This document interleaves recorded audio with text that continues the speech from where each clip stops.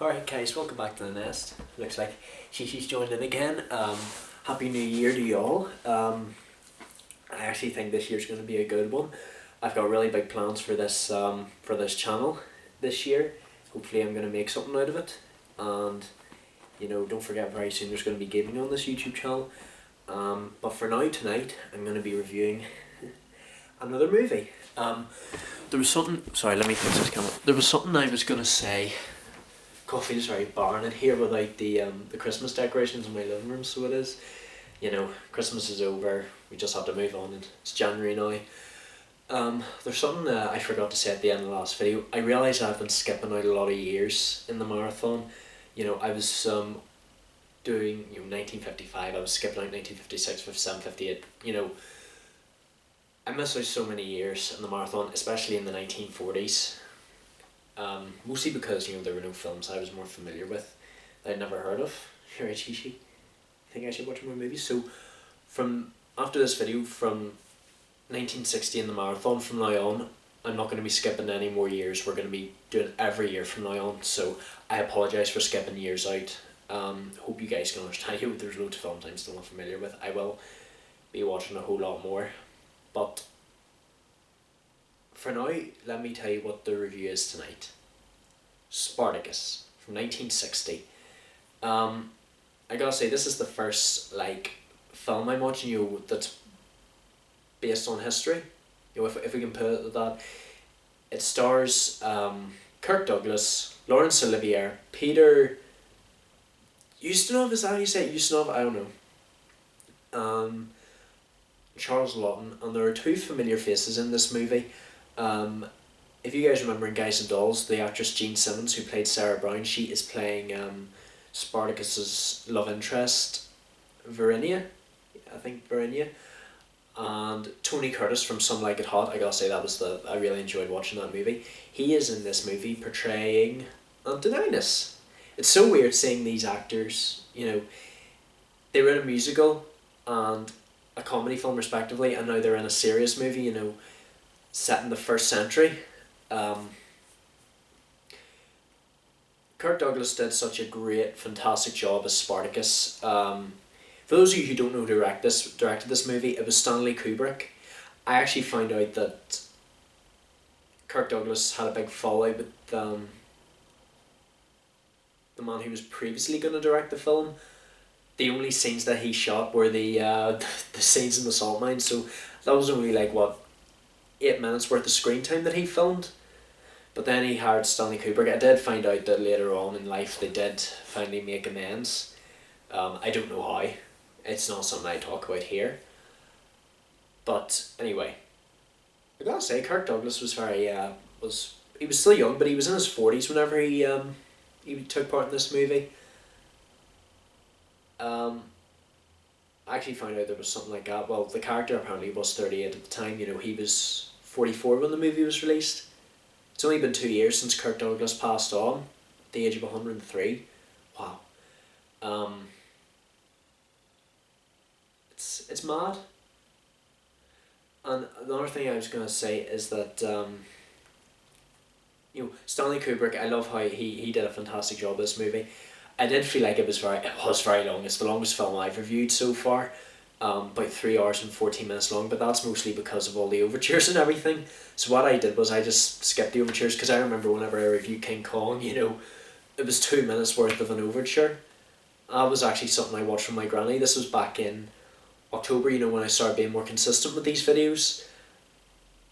My granny was actually wondering, is this film actually happening or what? It's just music. That's just the way films were back in those days. Nothing we can do about it.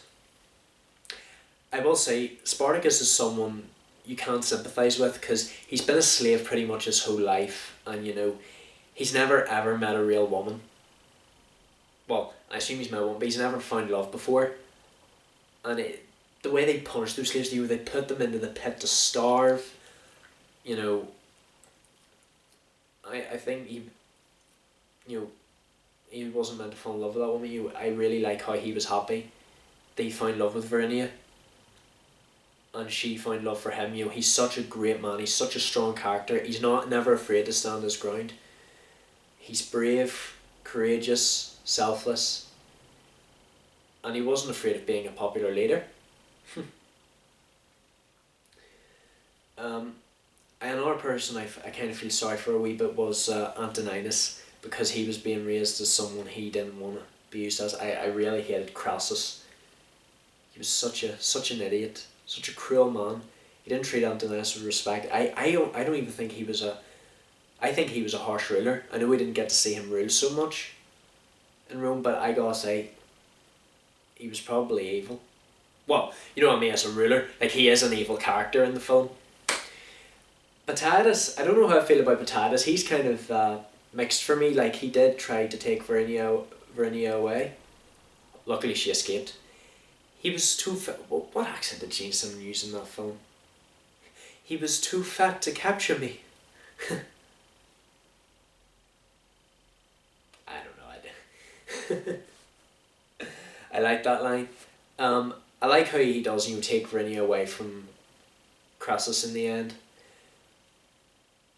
And I do think Peter Ustinov did a very good job. Apparently, whenever his wee daughter, she was only in like kindergarten back then, whenever she was asked what her parents did for a living, she simply just said, Spartacus.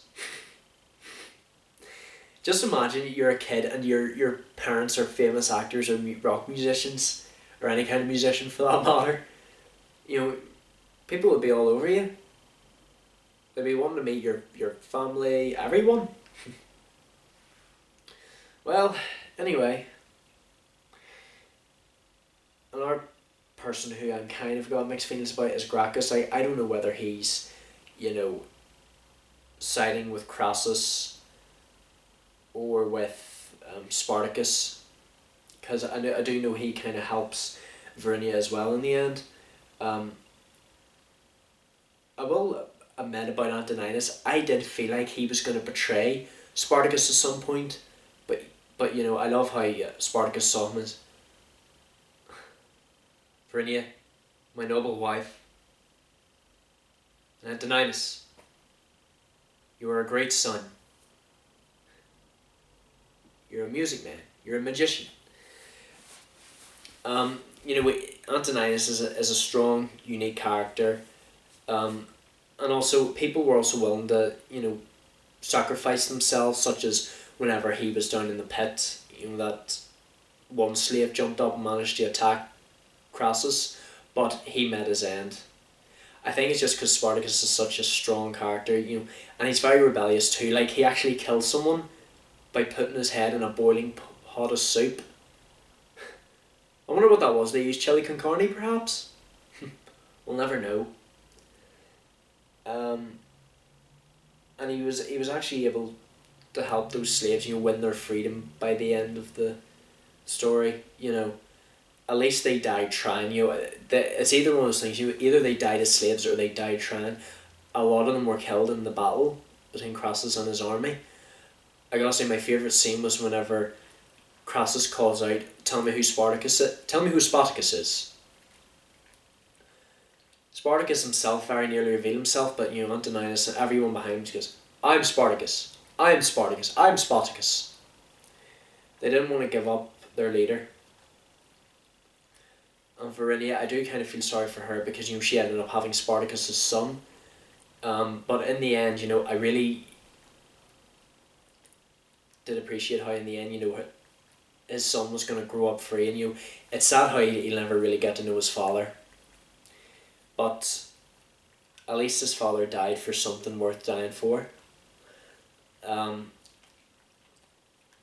Antoninus met a very sad end, at least since he stood by Spartacus the whole time, he met a very, very pleasant end. Obviously getting crucified, would have been torturous for him, because he would have been up there for days, but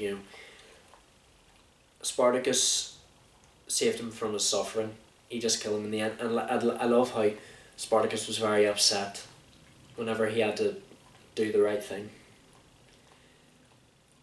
Crassus is someone who's never going to understand love. Like, he's just vile, he's cruel, he's abrasive.